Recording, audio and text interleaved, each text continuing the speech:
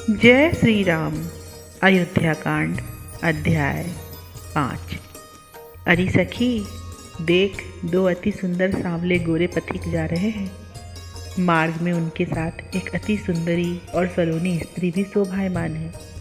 ये शोभा रूप समुद्र के सुंदर रत्न के समान है। इस समय माता पिता के दुर्भाग्यवश फंदे में पड़ गए हैं। इनके चरण कमल के समान कोमल हैं, किंतु उनमें जूतियाँ भी नहीं हैं। उन्होंने अपने रूप की मोहिनी डालकर सारे स्थावर जंगम प्राणियों को मोहित कर लिया है। ये मुनि वेश धारण किए हैं और इनके पास धनुष बाण भी है। इनके सुंदर सुंदर डग तुलसीदास के हृदय में विराजमान है। हाय, ये पथिक अपने कमल सदृश चरणों से चल रहे हैं। मार्ग बड़ा ही कठोर है तथा उसमें कुश और कांटों का समूह भरा हुआ है। हे सखी, फिर भी ये भूखे प्यासे बड़े चाव से चले जा रहे हैं। मालूम होता है इनके पुण्य बल से देवता और महादेव जी इनके सहायक हैं। ये मानो रूप, शोभा और प्रेम की मनोहर मूर्तियाँ ही हैं, अथवा मुनिवेश धारण किए ब्रह्म माया और जीव ही विराजमान है। ये वीर, बलवान, धैर्यवान और धनुर्धरों में अग्रगण्य हैं, अथवा 14 भुवन की रक्षा करने वाले महाकीर्तिशाली हरि ही हैं। मार्ग के लोग देखकर हाय हाय करते हैं और कहते हैं कि इन्हें जो वनवास हुआ है सो विधाता इनके लिए बहुत ही टेढ़ा जान पड़ता है। जिन लोगों की आयु इनके लौटने की अवधि रूप जल में मीन के समान हो रही है, वे धन्य हैं। तुलसीदास जी कहते हैं, जिनका प्रभु में सद्भाव है वे लोग भी धन्य हैं। अरे सजनी, ये कोई राजकुमार हैं। यह दोनों ही सील और रूप के भंडार हैं तथा मार्ग में मृदुल चरण कमलों से पैदल ही चल रहे हैं। आगे तो कमल नयन और श्याम शरीर वाले कुंवर हैं, जिनकी शोभा अतुलित और अपार है। उनके एक एक अंग पर मैं सैकड़ों करोड़ों कामदेव निछावर करती हूँ। और पीछे गौर वर्ण वाले मनोहर किशोरावस्था वाले लाल हैं। उनके नेत्र और मुख भी बड़े ही सुंदर हैं।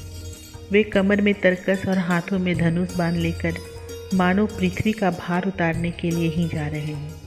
दोनों के बीच में एक सुकुमारी नारी बिना ही श्रृंगार किए विराज रही है।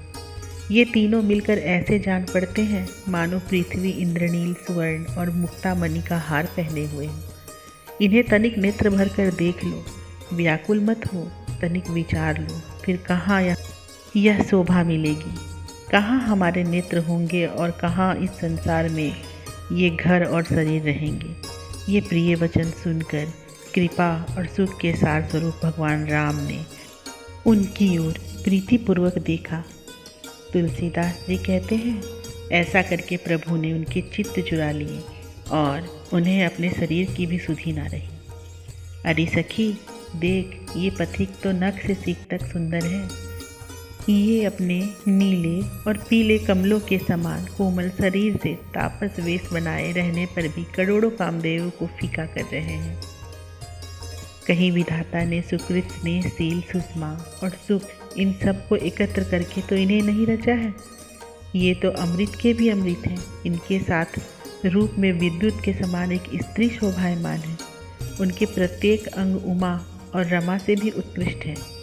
कमर में ये वनवासी से वस्त्र पहने तथा तरकस, तीर और धनुष धारण किए हैं। ये बड़े ही धीर, वीर, कृपालु और सभी का पालन करने वाले हैं। इनके चरणों में जूतियाँ भी नहीं हैं। ये मार्ग में अपने सुकुमार चरण कमलों से ही चल रहे हैं। ओहो, इनके माता पिता न जाने कैसे कठिन हृदय के हैं, जिन्होंने इन्हें वन में भेज दिया है। हरियाली, अच्छी तरह देख लो, यही तो नेत्रों का फल है। यह लाभ का भी लाभ है और चित्त का सुखमय जीवन सा है। वे नर नारी धन्य हैं जो इन्हें देखकर बिना ग्राहक ही इनके हाथ अपने आप बेमोल बिक गए हैं। देवता लोग फूल बरसाकर हृदय में हर्षित हो कहते हैं, देखो, ये गांव के लोग श्री सीतापति के स्नेह में मग्न हो रहे हैं, जिसका मिलन योगियों को भी कठिन है। इन बेचारे पामर प्राणियों ने उन्हें प्रभु का दर्शन प्राप्त किया। प्रभु का वनागमन सुनकर इंद्र और सची का चित्त भी परम आनंदित हो रहा है।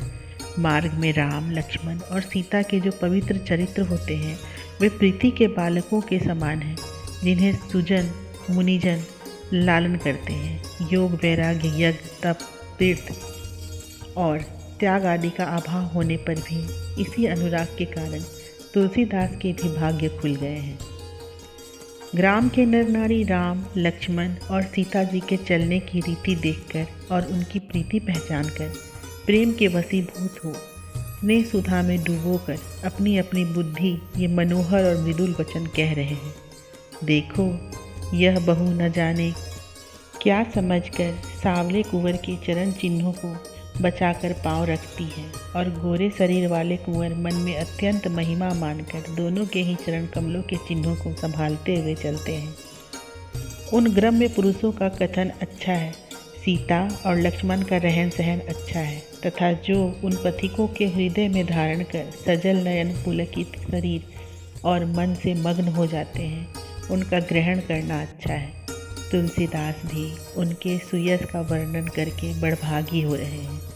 राम, लक्ष्मण और सीता जिस जिस मार्ग से होकर निकलते वहाँ वहाँ के स्त्री पुरुष बिना छरे ही छर गए, अर्थात जिस प्रकार धान छरने से उसका तूस दूर हो जाता है और स्वच्छ चावल रह जाते हैं, उसी प्रकार मार्गस्थ स्त्री पुरुष बिना अभ्यास के ही पाप पुण्यों से मुक्त होकर शुद्ध हो गए। उनकी सुंदरता की अधिकता देखकर वाणी शिथिल हो गई तथा शरीर रूप भूमि के दोनों नयन रूप सरोवर शोभा रूप अमृत से पूर्ण हो गए। सुकृत रूप खेत में सुख रूप धान बिना जोते बोए और अच्छी तरह निराए ही फूल फल गए। जो लाभ मुनियों के मनोरथ की पहुँच से भी बाहर और अत्यंत दुर्लभ था, उसे श्री रघुनाथ जी छोटे छोटे लोगों के लिए भी सुलभ कर गए। जो बेचारे कौड़ियों के लिए ललचा रहे थे, उनके पाले पारस पड़ गया। वे यह भी नहीं जानते कि ये कौन है और इनके साथ क्या करना चाहिए, यह भी वे भूल गए। उन्हें ना बुद्धि ही रही, ना विचार ही और ना कुछ बिगाड़ सुधार की ही सुधि रही। उनके मन से देह, गेह और स्नेह के सभी नाते निकल गए। देवता लोग फूल बरसाकर प्रसन्न होकर कहते हैं, अहो ये तुच्छ लोग भी बिना प्रयास के ही खूब संसार का सागर पार कर गए। उस स्नेह और आनंद का स्मरण कर तुलसीदास जैसे कि भी अच्छी तरह पासे पड़ गए। जय श्री राम।